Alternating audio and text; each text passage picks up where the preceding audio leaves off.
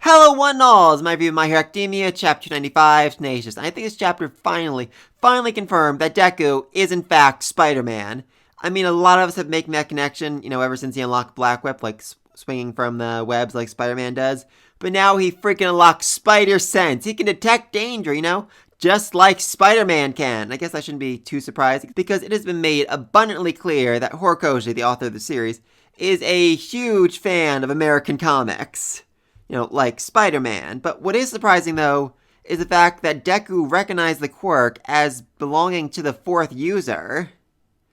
I mean, All Might was keeping some sort of secret about the fourth user, and a lot of us were assuming that it was his quirk. It's something either so destructive or so self-harming that he didn't want Deku to know about it. But if it wasn't his quirk, then what exactly was it? Is it that he's Deku's grandfather, All Might's father? Is that something to do with the way he died? Because this quirk is very dangerous, especially in Deku's hand. I mean, a big theory I'm seeing online right now is the fact that this doesn't just alert Deku of danger to himself, but danger to those around him. Especially now that's boosted with one fall. I mean, seriously, imagine Deku, he's in bed, about to go to sleep. Oh, someone 3 blocks away is about to be mugged. Oh, someone 6 blocks away is about to be murdered. Oh, someone 8 blocks away is about to be thrown off a building. Just constantly alerted that there is someone in danger, someone that he needs to go help, someone that he needs to go save. That would literally drive him insane. It would literally make him work till he was dead. Literally dead. And that might have been what happened to the fourth user, His desire to go help people, save people, combined with the ability to sense danger, and the fact that he had, the strength of the first 3 users inside of him, making him strong, not All Might strong, but still pretty strong, would just, have driven him to keep saving people over and over again until eventually cost him his life. I don't know. At least that's my own thoughts. Anyway, let's talk about Mr. Compress, because, yeah, quite frankly, I was expecting him to do more. I mean, he does, absolutely nothing in this chapter except serve as a very brief punching bag for Lemillion before he can get to Spinner and Shigaraki. Like, he buys them all 30 seconds. I know it's because of him they managed to escape the ropes and all that, but I mean, he gave this huge announcement last chapter about his big, grand, final performance, and this is it. It's just him getting beat up. I was expecting more from him. I'm not actually sure if he's gonna die here or not. I mean, in one hand, he is severely wounded. He's missing a large chunk of his flesh, as I pointed out multiple times last chapter. And I can't imagine he's, on a high priority list to be healed when the medics show up, given how many other people are near death. Though I guess the argument could be made that he might have information about the League of Villains. Maybe they'll want to capture him alive, make sure he doesn't die so they can find out more about what the League's planning. I don't know, it's really expected him to take a bigger role this chapter. Anyway, thankfully for the villains, though, Spinner manages to find Shigaraki's, I want to say that's his father's hand, because that seems to be, what we saw in that one shot of him when he first unlocked the powers of All for One, that it was his father whose hand was on his face, and it's his father who he hated the most, so that would make sense for that to be, the hand that causes the most rage and anger inside of him, and that's enough to, I don't know, wake him up, kinda? It seems more like this has inspired so much anger inside of him that All for One was able to take control over his body and turn him into a puppet, more or less. And he looks absolutely freaking terrifying with All for One's missing face on top of his face. Yeah, that's very unnerving. I mean, it almost seemed like he actually used his own disintegration quirk on himself to deform himself to make him look like that, which, yeah, that'd be creepy. That'd be very creepy. I mean, what I'm getting from this chapter, at least, especially from the ending, is the fact that All for One doesn't actually want Shigaraki to become the symbol of destruction, the next user of All for One, and all that. More, he wants him to be a puppet. Essentially, he wants Shigaraki to be so angry and hate-filled that he's able to take control over him and just manipulate him and use him as a puppet, use him as his new body.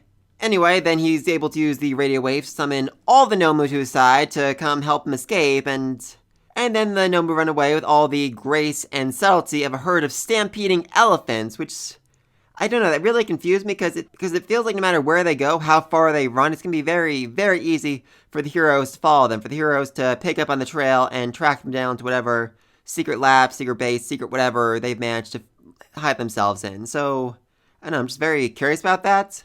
Also, they leave a lot of people behind. I mean, Giganto is one thing, he's too big for them to really bring with them, but I mean, what's going to happen to him next? I don't really feel like there's any prison that can hold him. Even Tartarus, the ultimate prison where they keep the worst, won't actually be able to fit him, actually be able to keep him bound up once he, wants to go to his master's side. So maybe death penalty for him? I mean, that'd make the most amount of sense. Toga's still out there, but I can't imagine she's gonna have all that much problem, like I said, with the heroes, following his trail. She's a very quick girl, so she'll be able to, I don't know, chase after them, back up with them eventually down the road. I mean, it seems very, very unlikely she's gonna end up getting captured here after, she escaped from Uraraka and Froppy, so she's gonna find a way back to them eventually. And then there's Skeptic, who, yeah, what happened to Skeptic? We didn't see him at all in this chapter, as best I can tell. But it definitely seemed like Mr. Conopress freed him in the last chapter, so I'm very curious about that. Anyway, all the heroes are essentially too wounded or too down for the count to actually do anything. But good old Deku, even with his arms and legs broken, still attempts to chase after Shigaraki and a herd of Nomu. Actually, he's not even chasing after Shigaraki. He knows that's All For One who's in control here.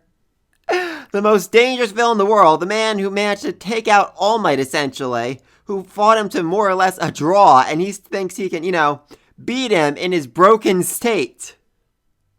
Oh, please, Deku, if there is one lesson you need to learn from this arc, it's the fact that you need to rely on your teammates, your friends, your allies, and you can't go in it by yourself. And then we end with the line, at that moment it looked like you needed saving.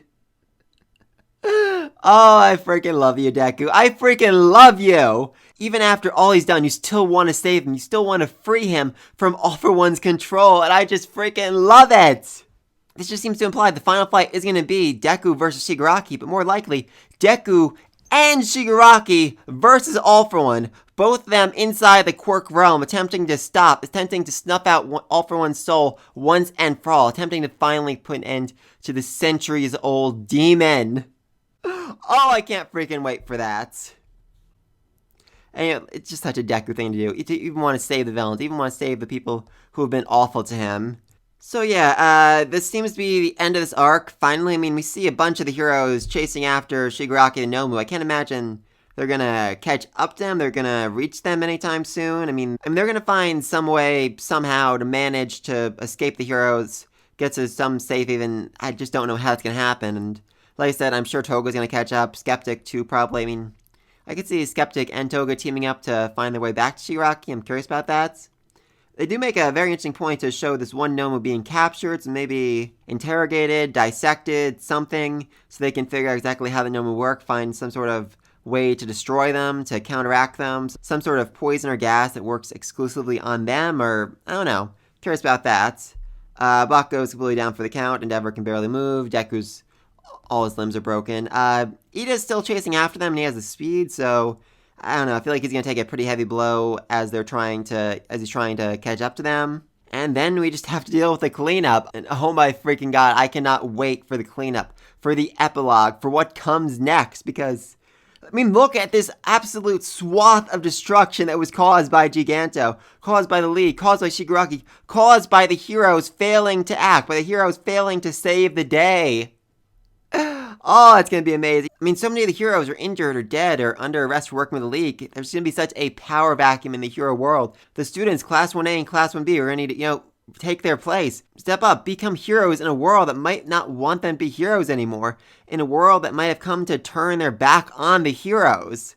I mean, Shigaraki might end up being viewed as some sort of hero like Stain was because he stood up to the corrupt heroes. Him and his League, they're trying to save the world, change it, make it a better place where the hero's corruption, where the hero's power isn't as strong as it is right now. I'm very, very curious about that. But please, let me throw this down below. What's going to happen next? Where exactly is Shigaraki running, and how are the heroes not going to catch up to him eventually? What's going to happen with the cleanup, the epilogue? How is Deku going to heal from all his broken bones? I feel like there's only so much, Recovery Girl can do at this point. And I don't even think she's going to want to heal him. He's just going to, go right back into the battlefield to get injured again.